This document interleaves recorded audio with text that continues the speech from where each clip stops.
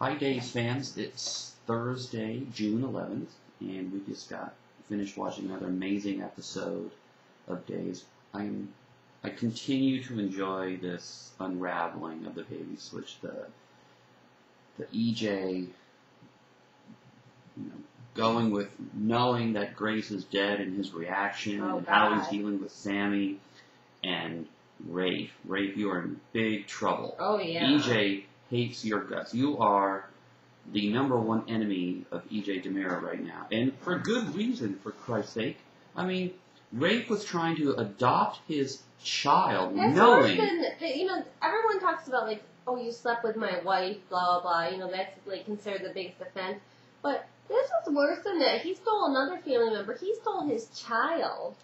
Rafe is a little cuckoo, I don't think he's cuckoo. I think he's a little twisted, trying to adopt a child that belongs to EJ. I mean, he has this. First of all, he believes everything Sami tells him because he hates Nicole, he hates EJ. But I still believe that he has some deep-seated hatred for the Demirs. I would not put it past the fact that he might have. I truly believe he might have wound up in that orphanage with Ari because of the Demir family. Something to do with them. Some big secret has to come out. Because you have to really hate someone to try to keep their child from them. Yeah. So, I love EJ's quote. I mean, they're really... It's undeniable that EJ and Sami love each other incredibly. Let me get to that. So, he says to her, "You don't deserve to be a mother. You deserve to be in hell." And then he says, "I will hate you for the rest of my life." Yeah. So, my thing is, the writers are trying to separate these two as far as possible. Make them as biggest enemies that they can. You can't imagine someone hating each other as much as they hate each other when, a year ago they were all lovey-dovey creating, Sydney and... Yeah. But it makes it all the more powerful when they get back together. Right. So this is brilliant. They're going to be a super couple someday, but they are giving this turbulent past to make it yet even more powerful. When they were fighting, they were getting physical, like really, truly angry. And I thought that Rafe took a little while to step in. That's soap opera time. They always do that. There's like a delay, and then he runs in. Yeah, but for it to be his woman to not, you would not allow a man to have his hands on me that long. Oh, no. And neither would Rafe. But that's just like the way they time things is really weird. It's like people act in slow motion sometimes. But it was almost like... I thought it was a little too long. It was weird. He was just sitting there watching. It was like he was realizing, oh my God, these two still love each other. Like, oh my God, do I step in there? Because they're having some kind of lover thing. Like, it's very awkward. But Rafe's probably got Nicole on his mind because it's obvious people... Oh yeah, they're going to end up together. They are going to end up together. I mean, how many more scenes can they have together there? But Rafe, by telling EJ about this before the funeral, I guess Sami kind of, sort of, made some improvement in her evilness. What is the word? It's some kind of a gesture because at least EJ gets to say goodbye at the funeral. Yeah. But then Rafe will never be considered the father ever again. He was the daddy in his mind. He was taking care of this funeral as the father. And now EJ knows, and nobody will ever think of Rafe as being the father again. I don't think of Rafe as being the father. I think he's cuckoo with all these delusional thoughts of having a daughter. He was first of all, he never even signed the adoption papers, and if he did, it was for like one day. I want to know what is going to happen when EJ gets back to the mansion. Yes. Is Stefano playing Nicole or what? He's like waxing enthusiastic about her. Oh, you're so wonderful. If it weren't for you, the sun wouldn't rise tomorrow. When he goes back to that mansion and he tells them everything he knows, I can't wait to see how Nicole and Stefano handle this. I mean, they know they are both on the same level now. They both have all the secrets.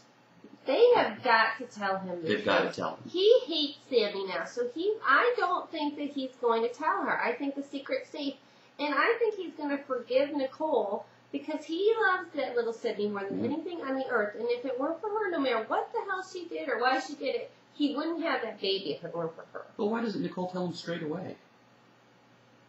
If EJ comes home and he's like, "Oh, my baby died," and Nicole's like, "No, your baby didn't die. Here's your baby. I switched him. I mean, he'd be the happiest man in the world. Yeah, that's what she has to do. Yeah, but right away. Why delay it? That's what I'm saying. You agree. That's what I posted on yesterday. I think it's going to happen sooner rather than later. This is your one and only get out of jail free card. Yep. Right now, you are the lesser of two evils.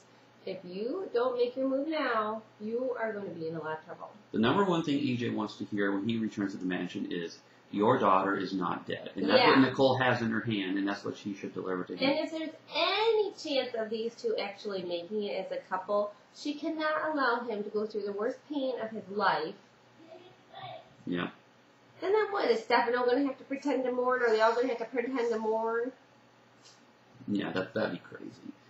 And EJ will hate Stefano. But they're going to have to fake it for Sami anyhow, because if they suddenly all don't show up at the funeral, she's going to be like, That'd be interesting. So, can't wait for that.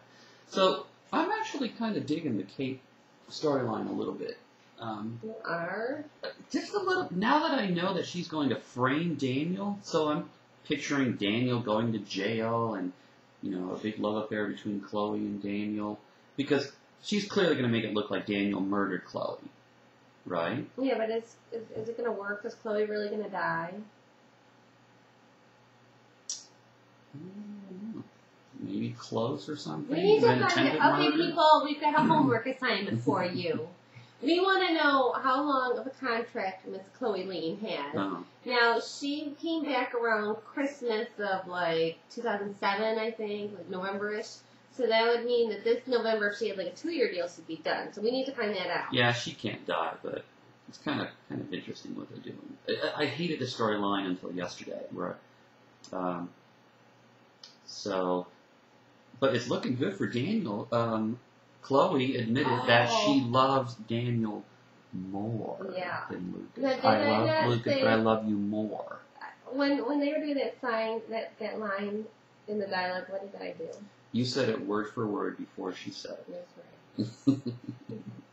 So Max because that's my only claim to fame is I can predict dialogue and soap operas before it happens. Max and Chelsea, with the stuff going on, no one is even paying attention to you, but you throw away your full ride scholarship to some fancy medical school and go to London. It's going to come out that his full ride's to Oxford or something. No. It is too. Okay.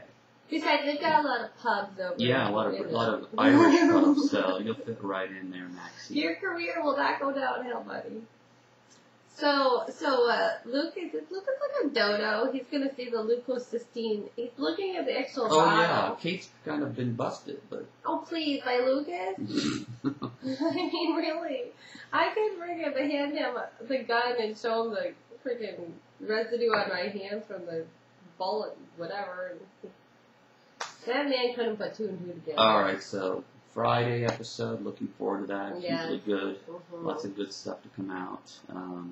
So we'll see you tomorrow. Okay. What do we always say? The couple that watches Stays Together. Stays together.